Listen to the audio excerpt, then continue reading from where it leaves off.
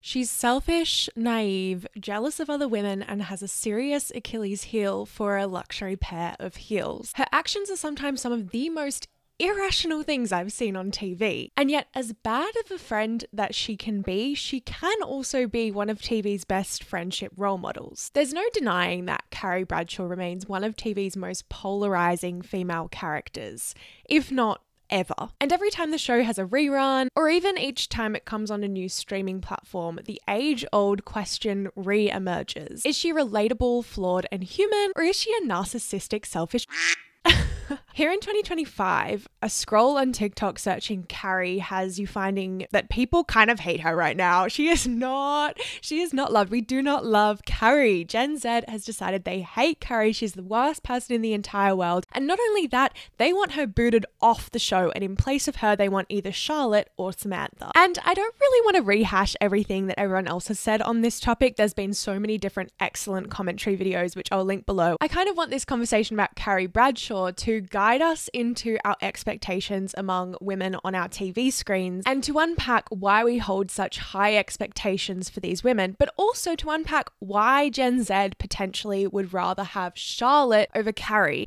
I couldn't help but wonder if the rise in Charlotte supporters says something about our rise in conservative values. So let's unpack, let's get straight into it today. I am feeling ready.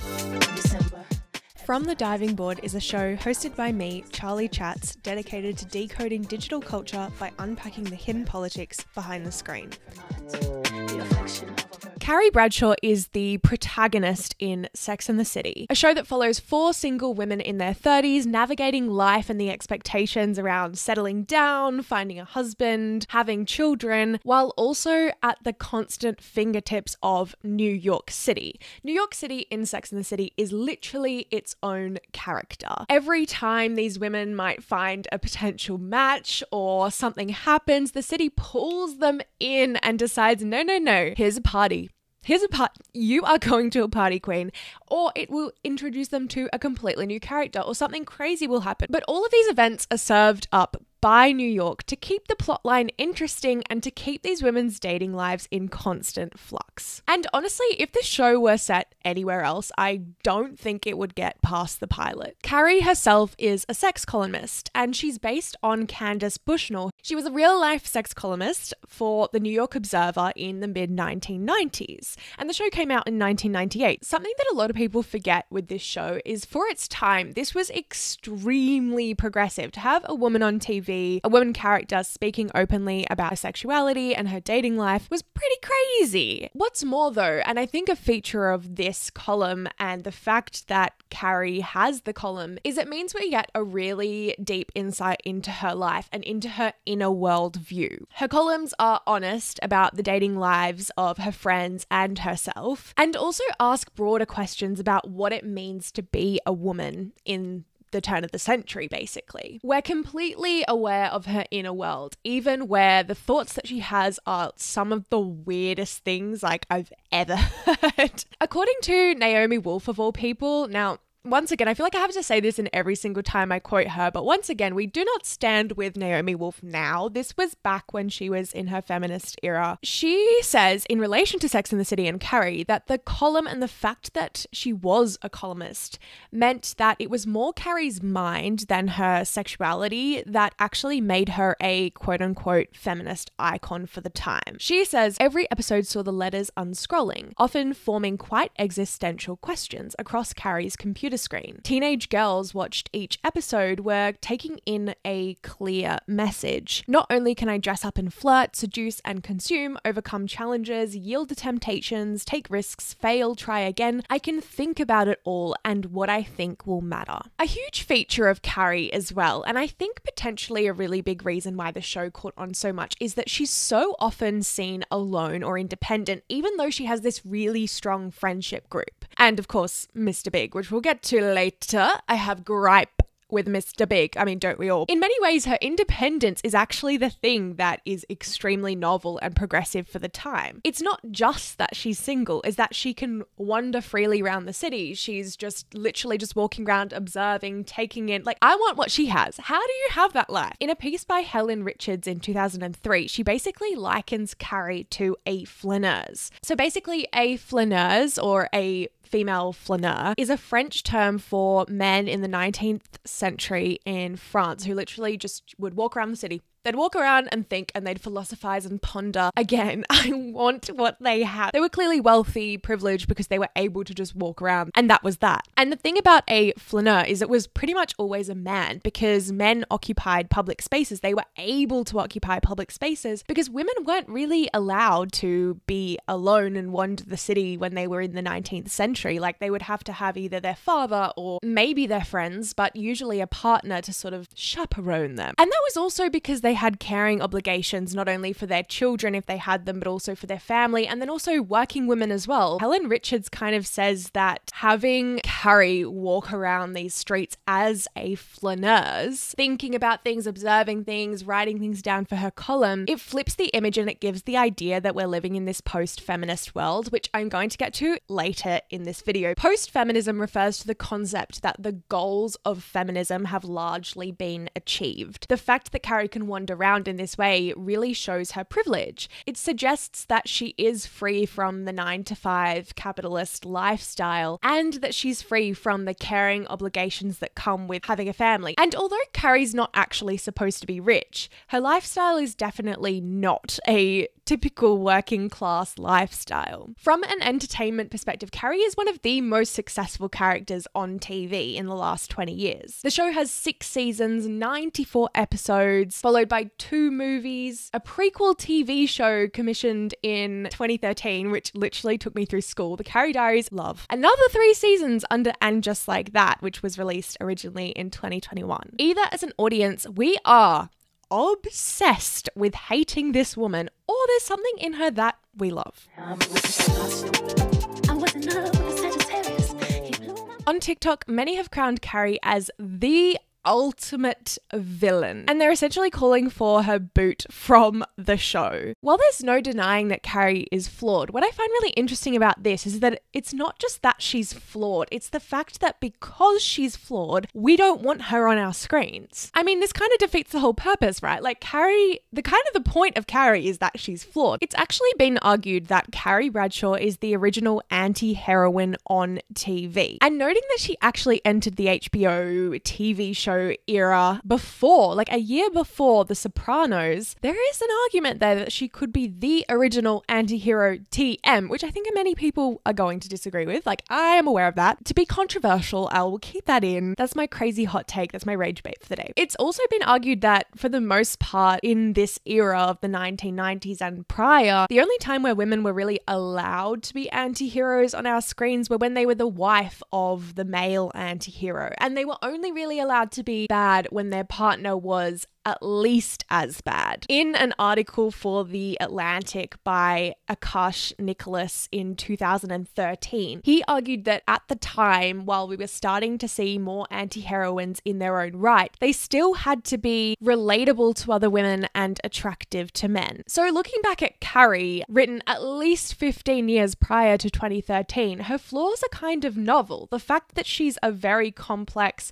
very problematic female character on our TV screens is kind of progressive in itself. Granted, she's obviously very attractive and also can be relatable, but you know. And I think what's also important about Carrie Bradshaw is she was written by a majority female writing room, so we can kind of understand that her flaws are sometimes insane, and I'll get to some more examples shortly. But I do think that with Carrie, she doesn't feel like a misogynistic caricature of what it means to be a flawed woman. Sometimes she can, but I also think that sometimes her flaws are genuinely relatable because she did have so many women writing her character. Keishin Armstrong, who actually wrote a book all about Sex and the City called Sex and the City and Us, has said Carrie was one of TV's first, if not the first, true TV anti-heroines. She smoked, she drank, she was absolutely excruciating to watch as she chased after Big. In a really famous piece by Emily Nussbaum, which really did inspire this video called Difficult Women, she says that when Sex and the City first came out, women identified with these women. They said, I'm a Carrie, but then became furious when they started to show flaws. And with the exception of Charlotte, men didn't find them likable. There were endless cruel jokes about Samantha, Miranda, and Carrie as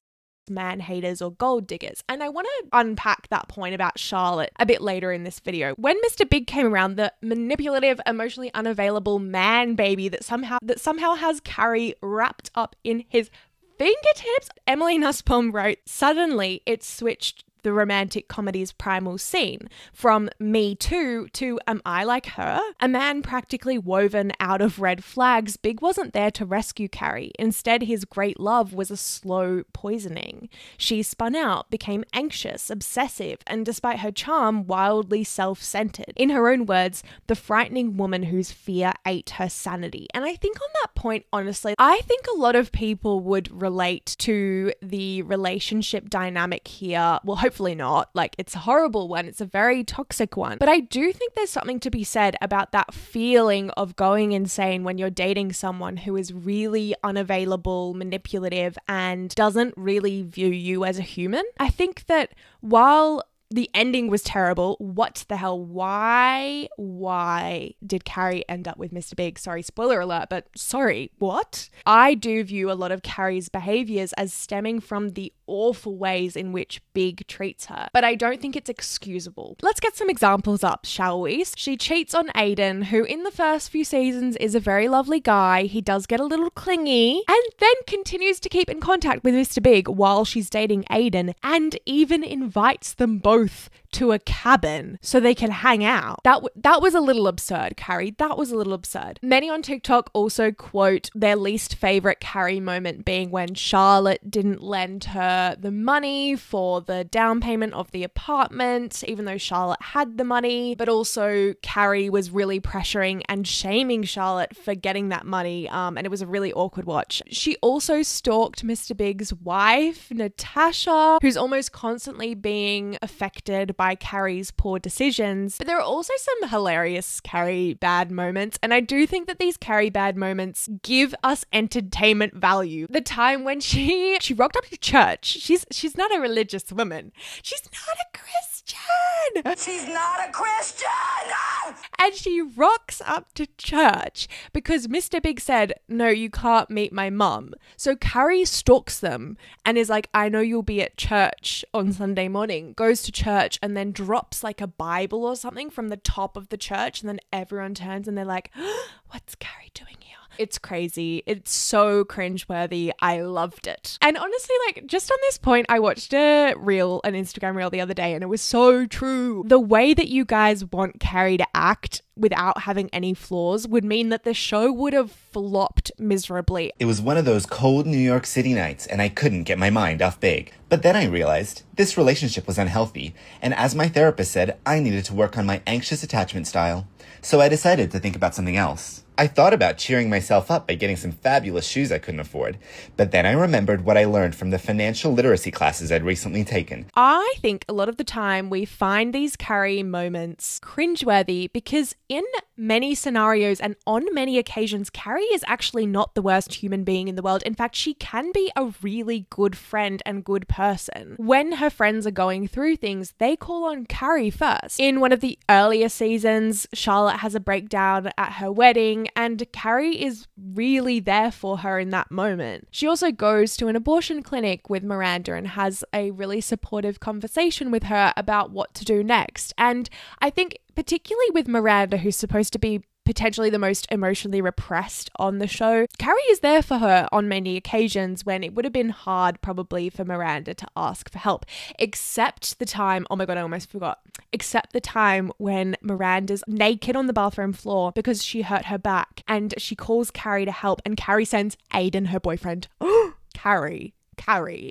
That's not on. Anyway, let's go back to the good stuff. She is also really there for Samantha when Samantha has cancer. In a piece by Alex Abad Santos for Vox, he says that Carrie has classic case of main character syndrome, which basically is a syndrome where it's not a real syndrome. It's basically this condition that people talk about online. You probably have heard of it, where people think the whole world revolves around them. In fact, he actually calls her a sociopathic psychic vampire.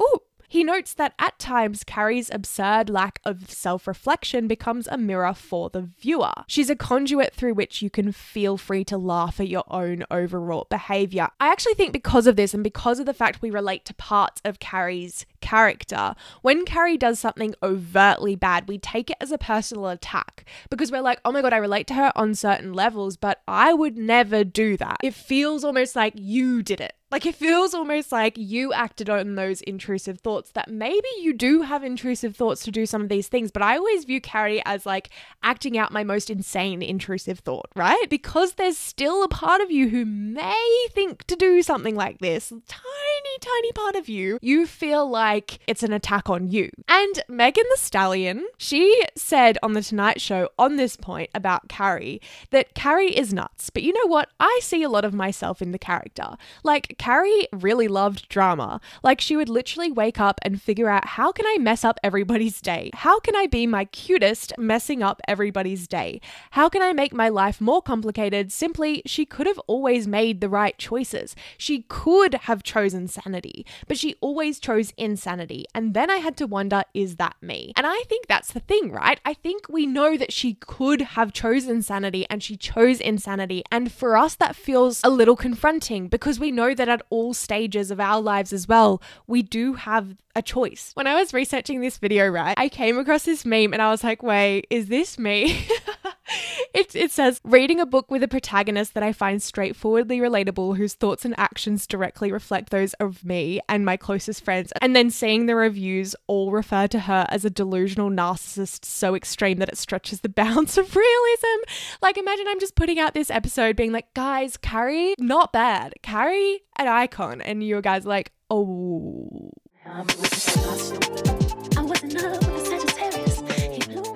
Looking at another classic anti-hero on TV in the same era, Tony Soprano, he's literally a murderer, serial misogynist, but it's fine. Like, he's funny. He's a little cheeky. We love him. Sarah Jessica Parker has actually spoken up about this and has said that the public's way quicker to forgive male leads than they are to forgive female leads. She was quoted to say, they say that Carrie is selfish. And I was like, I can give you 10 reasons and ways in which she wasn't. And you're hyperfixated on this. But as I've mentioned before, what's really interesting about the discourse about Carrie at the moment is that we understand that Carrie is flawed to the point of diagnosing her with narcissistic personality disorder or various other disorders. But it's the next step that I find really bizarre. The step that suggests that because of her flaws, we don't want her in our media. There are calls for the show to be centered around Samantha or Charlotte. And while I could totally get around Samantha having her own show, Charlotte,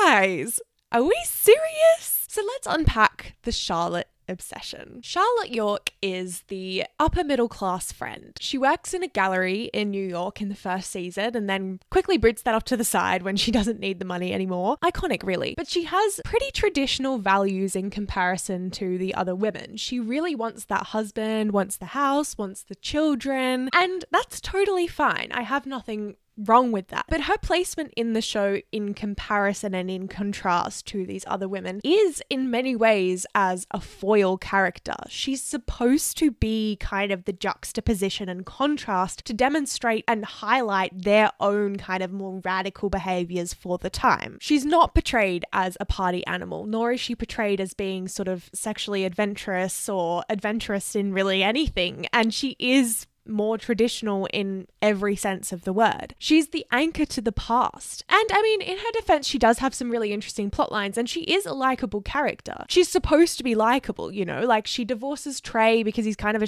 husband and doesn't want the same things as her and their values aren't aligned. And she has some infertility struggles, which many women watching the show really related to. And a lot of people said it was portrayed in a really, really great light and very progressive for the time. She's also extremely conventionally attractive and a girly girl, but she can be very judgmental and classist as well. She's kind of the 1990s, 2000s equivalent of the clean girl, that girl, and also the old money aesthetic and even tradwife content. Speaking on these particular trends online, in a piece by Macy Browning-Karasik that I've quoted previously in another video, she says that the clean girl's embodiment of cleanliness is largely reliant upon her adherence to conventional and predominantly white beauty standards. In reality, she says, it just promotes women's constant self-fashioning via consumerism. And it's not just Charlotte who's gained significant traction on TikTok for, her appealing to various trends that are really popular right now, but also Natasha. In many, many edits, people say that Natasha was way better than Carrie. They say in a world of Carries, be like Natasha. They also say that Natasha should have ended up with Big, Natasha got the ring. Why do we want Mr. Big? He's not a prize. I'm so confused. Like, why? What? And while this conservative values and conservatism is definitely on the rise, it is really interesting that Gen Z are favoring Charlotte and Natasha over everyone else in the show. Charlotte and Natasha are definitely more likable and palatable to men. They aren't controversial really in many of their portrayals, and even their problems and difficulties and struggles that they go through aren't particularly controversial either. They're arguably and quite obviously the least progressive when it comes to sexuality and representing women as multifaceted and also flawed. And I think this is because Gen Z really want binary characters that we can put into boxes. Carrie is really complicated for us. She wouldn't fit an algorithm. The fact that she can be good and then is extremely bad is really complicated and confusing, because I think that a lot of Gen Z are so used to having these, clean girl, that girl, brat girl. We want to be able to compartmentalize people and put them in these boxes. And so when we're fed a character, especially a woman who doesn't fit a particular box, we don't know where to place her. And on this point, Verona Farrell has written a piece for Vogue Scandinavia, and she said that today, social media acts as our moral compass, replacing religion as the ultimate authority on what's real, what's right, and what's wrong, and what's cancelable. As Michael Patrick King, who's the creator, executive producer, and writer and director of Sex and the City, puts it, a heroine and a victim who had an affair and can still be loved, being Carrie, seems just a little too nuanced for the algorithmic temple of TikTok. The issue is that if we can't even allow our characters on TV to be flawed, what kind of standards are we holding ourselves to? I really worry that this type of Carrie criticism does err on the side of misogyny and sexism, and I worry that it reflects this type of criticism that even Chris Noth, the man who played Mr. Big, said when he said in an interview to news.com, one of the things I tell people is that Mr. Big never tried to pretend he was anything other than what he was. It was Carrie who tried to pretend he was something that he wasn't. He was always honest about himself. He never cheated on her. Yes, he did. Yes. Sorry, are we method acting? What? Anyway, I digress. Let's continue with the quote. The relationship just didn't work. And he went on to get married while she went on to, how many boyfriends did she have? She was such a...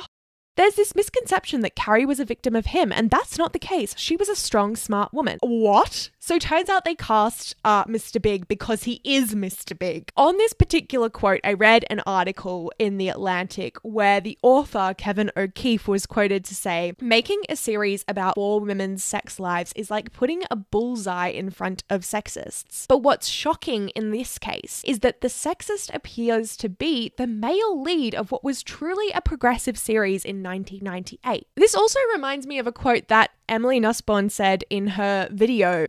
Me assuming everyone made a video essay on this. She wrote an article because it was 2013, but she suggests that the show is portrayed a lot of the time in media, and particularly 10 years ago, as this sort of embarrassment for women, right? And it's because, she says, of a misunderstanding stemming from the fact that when we see stylized or formulaic content about women's sex lives or just sex in general, we don't take it as seriously as we do with violence. And I think we can definitely see that with the contrast in how the public have responded to shows like The Sopranos versus Sex and the City, which remains so extremely controversial and a lot of people say is just frivolous. And of course, though, with all of its progress, there were lots of not progressive moments, right? Ooh, sometimes you watch and you do cringe because it can be extremely dated, it can be extremely transphobic, racist, homophobic, fatphobic. For example, Carrie often others characters, like even her boyfriend, who just happened to be Russian, Mr. Petrovsky. She calls him the Russian for like the entire season, like never really his name.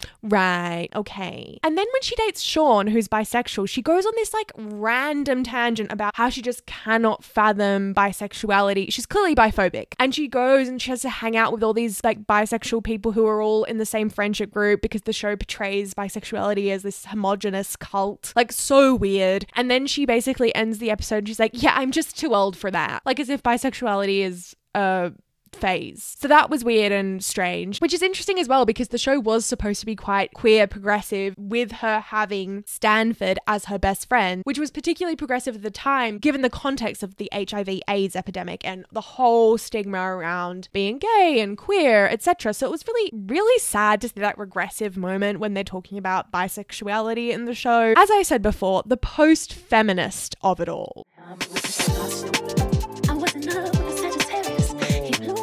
Sex and the City can come across very post-feminist, partly because there are rarely ever any non-white people of color characters in the show that are regular. We only ever get this like lens and angle of pretty successful, well-off women who are white in New York City. For example, Andrea Press has noted this. She's quoted to say, while its portrayal of women and their sexuality has certainly been progressive in many respects, the post-feminist qualities of Sex and the City and its overall adherence to traditional values of glamour and consumerism tend to mitigate the radical impact the show can have on its eager and committed female audience. And of course, what happens with a show like this after multiple seasons is commercialization and all its effects. Carrie's character and all of these women's characters are essentially functioning as early 2000s influencers. They're always in different outfits. Their fashion is a huge part of the show. And so it was probably a huge moneymaker in the advertising value that this show brought. Even though it has these progressive values of dating and self-determination and self-actualization as a woman, because of the fact that it has this element to it where these women are all dressed in these amazing outfits, it ends up being commercialized very easily and it can end up looking like a walking advertisement. And that's kind of what like the later seasons feel like,